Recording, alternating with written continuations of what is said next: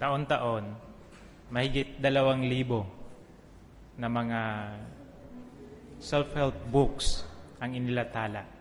Ang mga aklat na ito ay nagbibigay ng gabay o payo sa iba't ibang paksa tungkol sa buhay, pamilya, pag-aasawa, sa pera, at iba pa.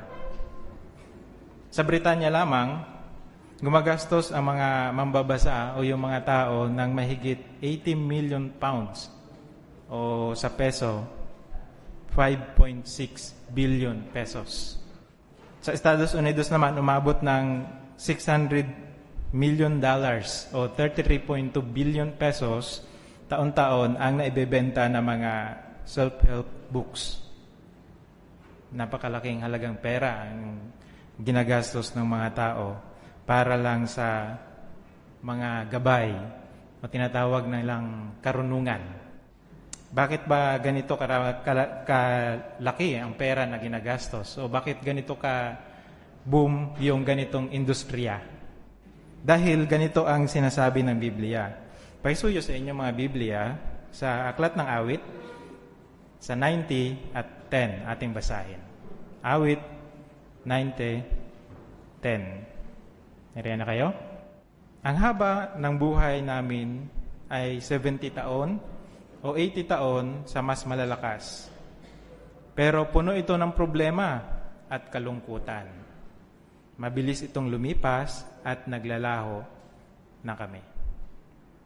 Ito yung katotohanan ng buhay. Maiksi ang buhay at puno ng mga di inaasahang mga problema. Kung kaya ang mga tao ay naghahanap ng solusyon doon sa mga problema nila. At ang nakikita nilang solusyon ay yung mga self-help books na inilalathala. Ngayon, paano ba tayo makagawa ng mabuting desisyon na makakatulong sa atin, na mapabuti ang buhay natin, at sa ganun din ay mapapasaya natin ang Diyos? Ayon sa Biblia, hindi natin pwedeng pagkatiwalaan yung ating puso dahil ang ating puso ay mapandaya. Kaya kailangan natin na magkaroon ng marunong na puso. Ayan ang sinasabi ng Awit 90:12. Pakisuyo muli sa inyong mga Biblia. Awit 90:12. Ang sabi, ituro mo sa amin kung papaano bibilangin ang mga araw namin para magkaroon kami ng marunong na puso. Dito hiniling ng salmista. Para dun sa mga bisita namin, yung salmista, ito yung sumusulat ng mga awit ng papuri sa Diyos. Hiniling niya na turuan siya na bilangin yung mga araw niya. Ibig bang sabihin nito na hindi siya marunong ng mathematics? Hindi siya marunong magbilang? Hindi, kasi kung babalikan natin yung verse 10 na binasa natin kanina, alam niya kung gaano kahaba ang buhay ng tao. So, alam niyang bilangin yung mga araw o yung haba ng buhay ng tao. Ano ba yung hinihiling niya dito sa binasa natin sa 12? Sa dulong bahagi, para magkaroon kami ng marunong na puso. Oo, hiniling ng salmista na turuan siya araw-araw para magkaroon ng marunong na puso. Oo, tayo ay humihiling sa Diyos na mamuhay araw-araw para magkaroon ng marunong na puso.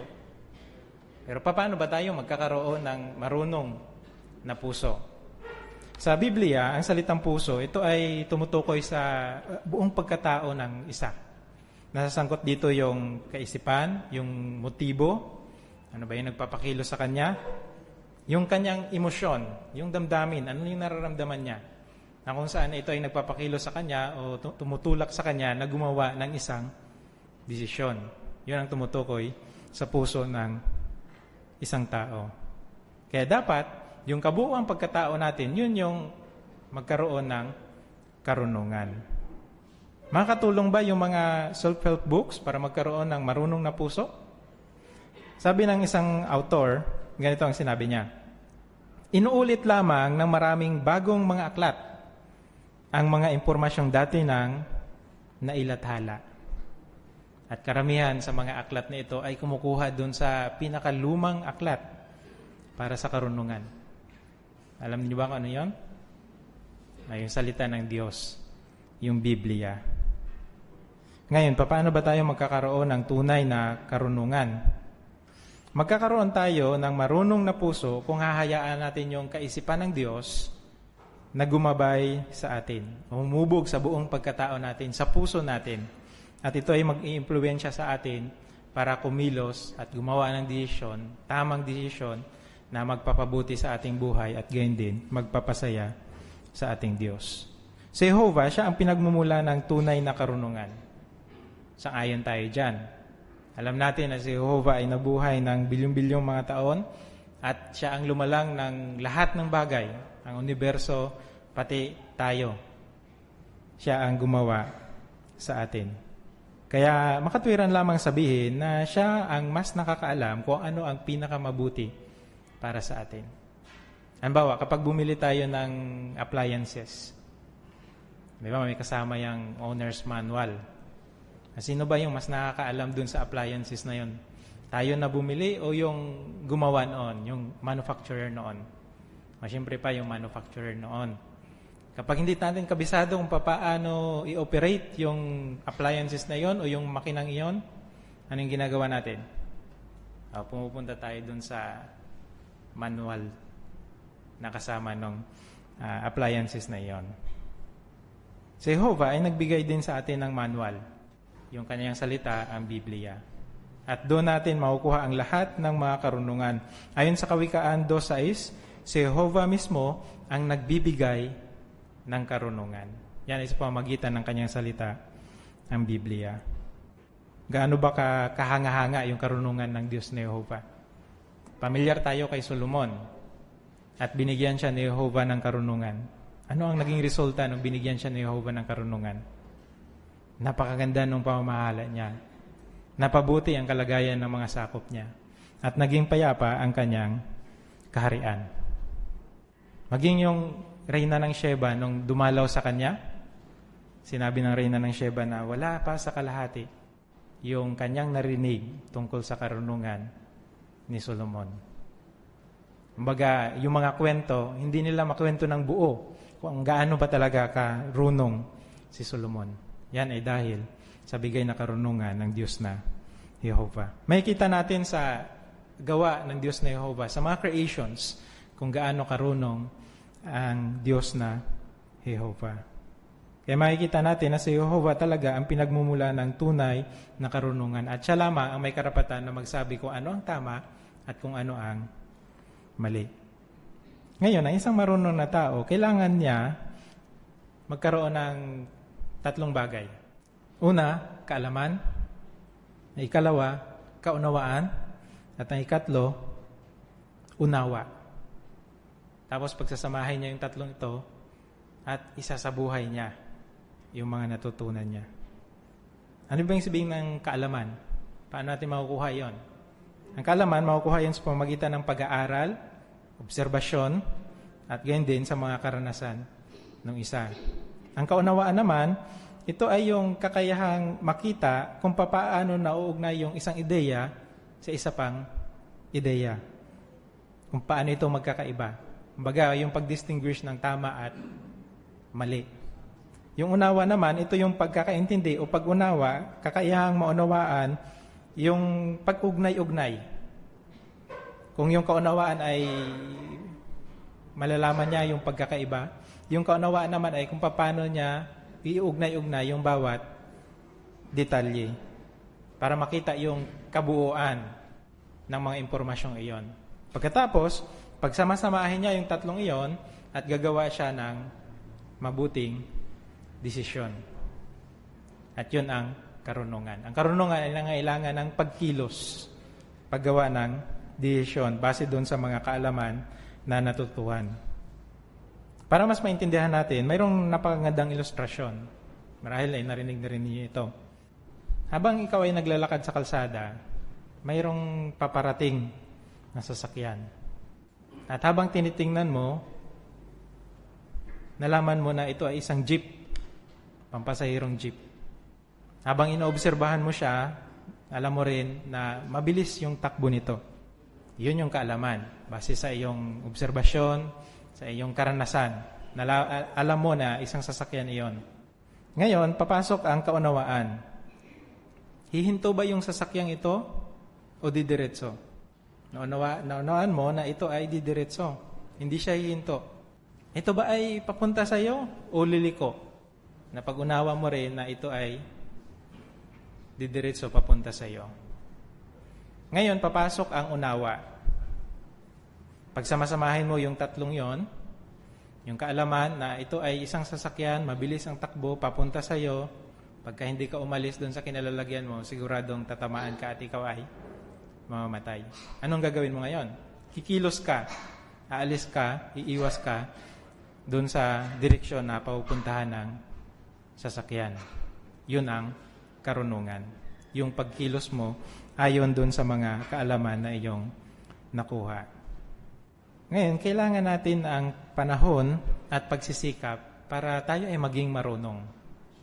Hindi natin kailangan ng mataas na IQ o mayroon tayong mataas na edukasyon, mataas yung pinag-aralan natin para tayo magkaroon ng marunong na puso. Ayon sa Juan 17:3, kailangan lamang natin na makilala ang Diyos at si Jesus. Makilala ang Diyos. Doon sa study note, ang pagkilala sa Diyos, hindi ito nangulugan na basta alam lang natin yung pangalan ng Diyos. Alam natin yung pangalang Jehovah. Alam natin yung pangalang Jesus. Hindi ganon. Kundi, lubos natin silang kilala. Alam natin kung anong kaisipan ni Jehovah. Alam natin kung ano ang saloobin ni Jehovah. Alam natin kung anong mga katangian ni Jesus. Alam natin kung ano ang gusto at kung ano ang ayaw ng Diyos na Jehovah. Lubos nating kilala ang Diyos na Jehovah. At nangailangan nyo ng panahon at pagsisikap. Kailangan nating malaman yung mga katangian nila at tutularan natin ang kanilang pag-iisip nang sa gayon tayo ay maging marunong. Marami mga pantulong para sa atin para magkaroon tayo ng marunong na puso. Para madagdagan yung ating kaalaman tungkol sa Diyos na Jehovah at kay Jesus, nandyan yung kanyang salita, ang Biblia, na marami tayong matutunan kung paano nakikitungo ang Diyos na Jehovah sa kanyang mga lingkod noon. Nung nandito si Jesus sa lupa, natutunan natin kung paano siya nagpakita ng awa, kabaitan sa mga taong nakasalamuhan niya. At yon ay nagpapakita rin ng mga katangian ng Diyos na Jehovah. Yan ay mababasa natin sa kanyang salita, ang Biblia. At yung mga publikasyon ng tapat at matalinong alipin, yan ay tutulong sa atin na mas maunawaan at mas malalim yung pagkakaintindi natin sa salita ng Diyos. Yung patuloy natin pagdalo sa mga pagpupulong katulad nito. Marami tayong matutunan tungkol sa Diyos na Jehovah at kay Jesus. Sa mga asembleya at konbensyon, patuloy tayong tinuturuan tungkol sa mga nilalang ng Diyos na Jehovah. At marami tayong natutuhan doon. Sa JW Broadcasting, tinutulungan tayo na patuloy na magtiwala sa Diyos na Jehovah. Kaya kung pinagsisikapan natin na matuto sa pamagitan ng lahat ng mga paglalaang ito, tayo magkakaroon ng marunong na puso. Kung isa sa buhay natin, yung mga natutuhan natin, na yun yung resulta ng karunungan, na dapat ay kumilos tayo, gumawa ng desisyon base doon sa mga natutuhan natin, tayo ay makakalakad na mayroong karunungan. Halimbawa, sa mga nag-aaral ng Biblia, nag-aaral kayo, nagkaroon kayo ng, yung una kanina, yung kaalaman, o natutunan ninyo na ang pangalan ng Diyos ay Jehovah. Kaalaman yon. So, nagpatuloy kayo sa pag-aaral. Natutunan ninyo na ang Diyos ni Jehovah ay humihilingin ng bukod tanging debosyon. Kaalaman din iyon. Ngayon ay pinag-ugnay-ugnay ninyo yung mga impormasyon na natutunan ninyo. Pangalan ng Diyos ay Jehovah, siya lamang ang tanging tunay na Diyos at humihiling ng bukod tanging debosyon. Napagtanto ninyo na hindi dapat sumamba sa mga imahen. Anong ginawa ninyo? Kumilos kayo. Inalis ninyo ang mga imahen at hindi na kayo sumamba sa ganung mga uri ng pagsamba. Kumilos kayo. Yun ang karunungan. So kung mayroon ka lang kaalaman pero hindi ka kumilos, wala kang karunungan. Ang karunungan ay nagagaling kapag tayo ay kumikilos base doon sa mga kaalaman na nauunawaan natin, natutuhan natin. Ngayon, paano ba tayo magkakaroon ng So, paano tayo matutulungan ng karunungan kapag nakakaranas tayo ng mga mahihirap na sitwasyon? Kapag nadidismaya tayo, o dahil tayo ay hindi perpekto, maaaring kumilos tayo at magkakamali tayo. Ayan ang katotohanan na binabanggit sa Kawikaan, Kabanatang 19, talatang 2 at 3. Pakisuyo muli sa inyong mga Biblia. Kawikaan 19, 2 at 3. Hindi mabuti para sa isang tao na wala siyang alam, at ang kumikilos ng padalos-talos ay nagkakasala. Ang sariling kamangmangan ng tao ang nagliligaw sa kanya, at ang puso niya ay nagagalit kay Jehovah. Dito sa binasa natin, kapag walang alam yung isa, kumikilos siya ng padalos-dalos. At ang resulta noon, nagkakasala. Maliban dun sa wala pang alam, at dahil tayo hindi perpekto, talagang magkakasala tayo. Isang katotohanan niyan. Kaya baka makagawa tayo ng maling desisyon na maaaring makasira sa ating kaugnayan sa Diyos na Jehovah. Paano ba makakatulong sa atin ang karunungan o marunong na puso para maharap yung mahihirap na sitwasyon? Talakayin natin yung dalawang sitwasyon. Yung una, kapag ginawan tayo ng di maganda ng ating kapananampalataya, nagkamali siya sa atin. Ang ikalawa, kapag hindi nangyari yung mga inaasahan natin, maraming mga pagbabago, o mayroong turo sa Biblia na yun yung inaasahan natin, pero dahil sa bagong liwanag, iyon ay nagbago. Paano natin maharap yung mga ganong sitwasyon, taglay ang marunong na puso? Yung una, kapag ginawan tayo ng di maganda ng kapananampalataya natin. Karaniwan na kapag yung mga tao sa labas yung nakagawa sa atin ng pagkakamali, hindi gaanong mabigat para sa atin. Pero kapag yung kapatid yung nakagawa sa atin ng pagkakamali, talagang sobra tayong nasasaktan. O kasi, inaasahan natin na dapat ay mas maging mabuting tao siya, mas maging mabait siya. Pero, tandaan natin mga kapatid, na ang bayan ng Diyos na Jehovah ay hindi perpekto. Oo, perpekto ang organisasyon niya. Pero ang mga miyembro nito ay hindi perpekto. Kaya hindi makatwira na asahan natin na hindi magkakasala o hindi magkakamali laban sa atin yung ating mga kapatid. Isang halimbawa dyan ay si Pablo. Nakaranas siya ng pagkadismaya dahil sa kanyang mga kapananampalataya. Iniwan siya ni Demas. Si Demas ay kasama niya noon na umaalalay sa kanya nung kanyang second imprisonment nung nabilanggo siya. Pinabayaan siya ni Demas at dahil sa inibig ni Demas ang sistemang ito. Hindi naman binanggit ng ulat sa Biblia kung paano inibig ni Demas yung sistemang ito. Maaring siya ay lumayo kay Pablo para magkamit ng mga kayamanan. O di kaya baka natatakot siya sa buhay niya kasi nakakulong si Pablo. Kaya umiwas siya at inibig niya yung sistemang ito. Yung mas mahalaga sa kanya yung kanyang buhay kaysa yung kaugnayan niya sa kanyang kapatid. Nakakalungkot iyon sa panig ni Pablo. Pero kung babalikan pa natin yung mga unang kasaysayan ni Pablo, sa first imprisonment niya, mayroong dalawang sister. Pakisuyo po sa picture. Anong nakikita niyo sa larawan? Nagtatalo, ano? Yan ay si Euodias at Syntyche. Sino ba yung mga kapatid na ito? Ito ay mga huwarang kapatid. Magulat kayo, no? Huwarang mga kapatid. Oo. Dahil sila ay katuwang ni Pablo na masigasig na nangangaral ng mabuting balita. Pero dahil sa hindi kasakdalan, nagkaroon ng di pagkakunawaan sa gitna ni Euodias at Syntyche.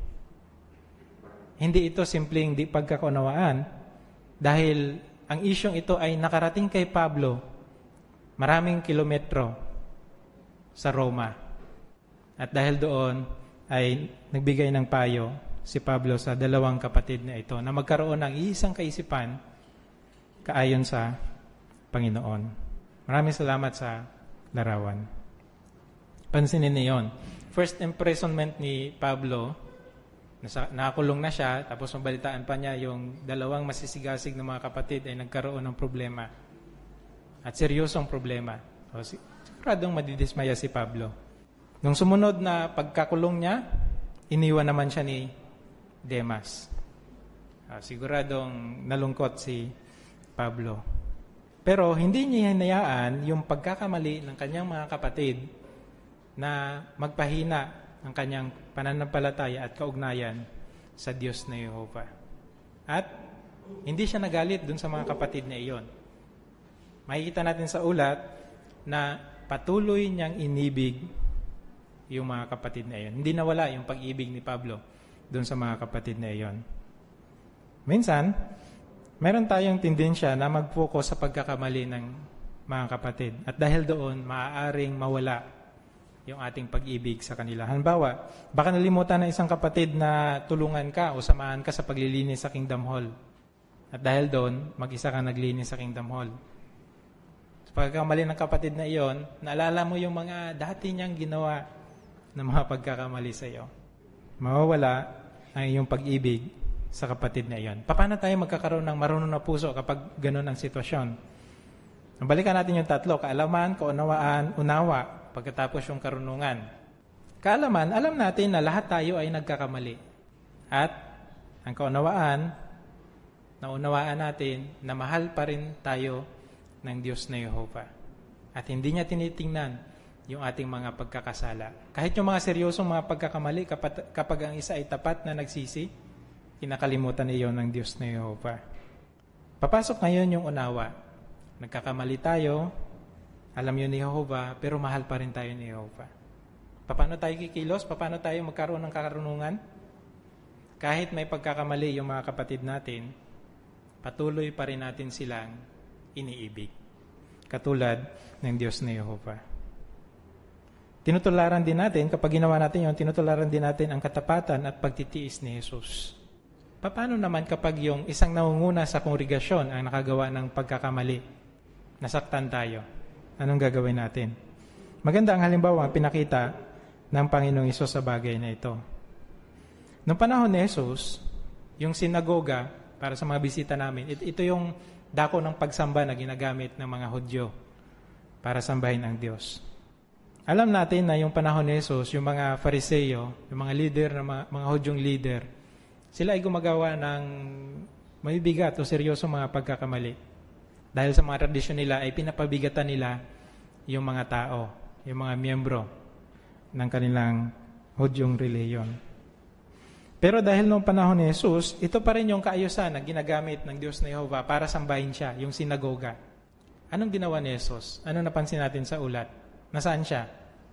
Palagi siya nandun sa sinagoga. Kahit yung mga leader ng reliyon ay gumagawa ng pagkakamali. Napakagandang halimbawa ni Jesus. Hindi siya lumiban sa pagpunta sa sinagoga. Kaya tayo, kahit may pagkakamali yung mga naunguna sa ating kongregasyon, hindi tayo titigil sa pagpunta sa Kingdom Hall. Dahil ito ang ginagamit ng Diyos na Yehova. Ito yung kaayusan ng Diyos na Yehova para sambahin sa Biblia. Nitong kamakailan lang ay napakaraming mga pagbabago sa oras ng mga pioneer, paraan ng pagre-report, sa kasuutan, kung pwede bang magbalbas. Napakaraming mga pagbabago. Pero paano ba natin, paano kung nahihirapan tayong tanggapin yung isang turo o paliwanag sa Biblia? Ano yung gagawin natin? Ganito yung karanasan ng isang elder. Siya ay publisher sa loob ng 48 years. Maraming patahon. So maraming mga pagbabago yung kanyang nasaksihan. Kapag nahihirapan siya natanggapin ang isang pagbabago, ganito ang sinabi niya. Mahalagang magkaroon ng tamang saloobin. Kung tatanggihan mo ang mga pagbabago, hindi ka makaalinsabay sa pagsulong ng organisasyon. Kapag waring nahihirapan akong tanggapin ang mga pagbabago, binubulay-bulay ko ang sinasabi ni Pedro kay Jesus. Panginoon, kanino kami paroroon? Ikaw ang may mga panalita ng buhay na walang hanggan. Saka ko tinatanong ang sarili ko, saan ako paroroon? Sa labas, sa kadiliman ng sanlibutan? Ito ay tumutulong sa akin ng mga hawakang mahigpit sa organisasyon ng Diyos. O yung kaalamang iyon, yung katotohanan na basa sa salita ng Diyos, yung pag-uusap ni Pedro at ni Jesus, yun ay tutulong sa atin na magpatuloy kapag tayo ay nahihirapan na tumanggap sa mga pagbabago upang tayo makaalinsabay sa organisasyon ng Diyos at magkaroon tayo ng marunong na puso. Kaya patuloy tayong humingi ng tulong sa Diyos na Jehovah para magkaroon tayo ng marunong na puso. Yan ang payo sa atin ng Santiago 1:5. Pakisuyo muli sa inyong mga Biblia, Santiago 1:5. Kaya kung ang sino man sa inyo ay kulang ng karunungan, patuloy siyang humingi sa Diyos. Dahil sagana siyang nagbibigay sa lahat at hindi nandurusta, at ibibigay iyon sa Kanya. Dito, pinayuhan tayo na patuloy na humingi sa Diyos. Makukulitan kaya si Jehovah kapag paulit-ulit tayong humiling sa Kanya ng karunungan? Diyan sa tekstong binasa natin, hindi siya nandurusta. At bibigyan niya tayo ng karunungan. Kaya hindi maiinis ang Diyos na Jehovah kahit paulit-ulit tayong humiling sa Kanya ng karunungan. Pero paano kaya kung paulit-ulit tayong humihiling sa Diyos, nandyan pa rin yung problema natin? Ating basahin ang Santiago 1:2 at 4, yung mga naunang talata dun sa binasa natin. Ang sabi, mga kapatid ko, ituring ninyong malaking kagalakan kapag dumaranas kayo ng iba't ibang pagsubok. Dahil alam ninyo na kapag nasubok sa ganitong paraan ang pananampalataya ninyo, magbubunga ito ng pagtitiis. Pero hayaang gawin ng pagtitiis ang layunin ito para kayo ay maging ganap at malusog sa lahat ng aspekto at hindi nagkukulang sa anuman. Ano yung gagawin natin kapag yung problema natin ay nandyan pa rin? Kahit paulit-ulit tayong umihiling ng karunungan sa Diyos, dapat tayong magtiis. At ang sabi ng teksto, hayaang gawin ng pagtitiis ang layunin nito. Patuloy tayong magtiis at hayaan natin yung pagtitiis na gawin yung layunin. Ano ba yung layunin ng pagtitiis? Para lumabas yung mas maiinam nating mga katangian, yung mas magaganda nating mga katangian. Kaya hindi natin sisikaping solusyonan yung problema natin sa sarili nating unawa o sa sarili nating kakayahan. Kundi patuloy tayong susunod sa karunungan ng Diyos na Jehovah at patuloy tayo na magtiis. Kaya kung mayroon tayong karunungan na mula sa Diyos na Jehovah, talagang mapapabuti ang ating buhay. Dahil sa Jehovah lamang ang nagbibigay ng tunay na karunungan. Kaya maging determinado tayo na pasahihayin ng Diyos sa araw-araw sa pamamagitan ng pamumuhay sa paraan na nakalugod-lugod sa Kanya. Palagi nating ipanalangin, katulad na pinalangin ng salmista na ituro mo sa amin kung paano bibilangin ang mga araw na amin para magkaroon kami ng marunong na puso.